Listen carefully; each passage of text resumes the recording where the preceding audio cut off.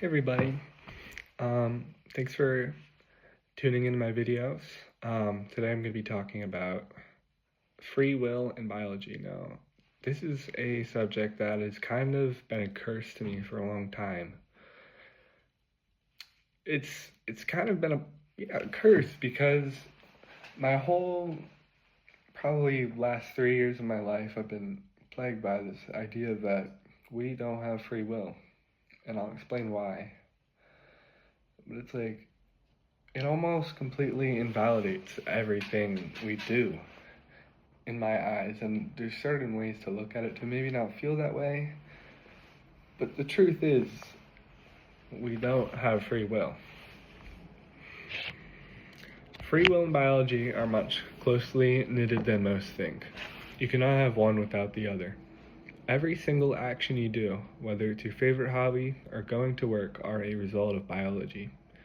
You may be wondering what I mean biology.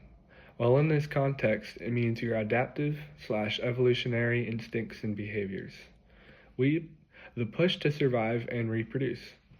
By my logic, free will cannot exist. Things that we may consider free will are really things determined by our genetic predisposition, need for brain stimulation, need for sustenance, social reasons, hormones, many natural instincts, etc. The list goes on. You could not list a single purposeful thing that we do that is truly free will.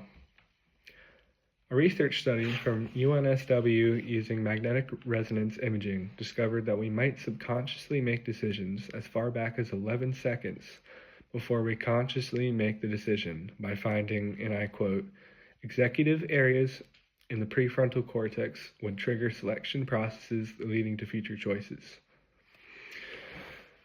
which suggests that is physical proof that we have no free will. If we truly had free will, every action we would do would be completely random with no meaning behind it, like the roll of a dice. Die and dice. The reason this ties into modern society is that we could acknowledge it, but that doesn't change the fact that everything we do is ultimately a selfish act. Everything we do to help others or things we perceive as selfless are deep down in the name of survival and reproduction. So, like, anything, and I mean any action, I mean even me filming this video, if you think about it deep enough, it's for survival and reproduction. You could give examples like, for example, somebody decides they want to climb Mount Everest. Someone says, well, that's free will. You choose to climb a mountain on your own. Well, there's a lot of things in play there. For example, seek for novelty. Novelty is an evolutionary benefit, because when you seek out novelty, that brings up your social hierarchy. So say you're in a tribe or a nation or you're in something like that. If you seek out novelty, that will increase your survival benefits of reproduction.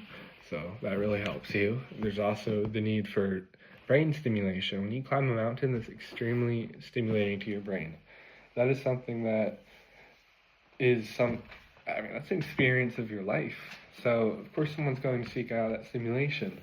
Stimulation is important for your brain because you need it for growth, you need it for flexibility, neuroplasticity, things like that. I'm sure there's also a lot of other reasons. That's just one example. Like, you could throw a million examples in.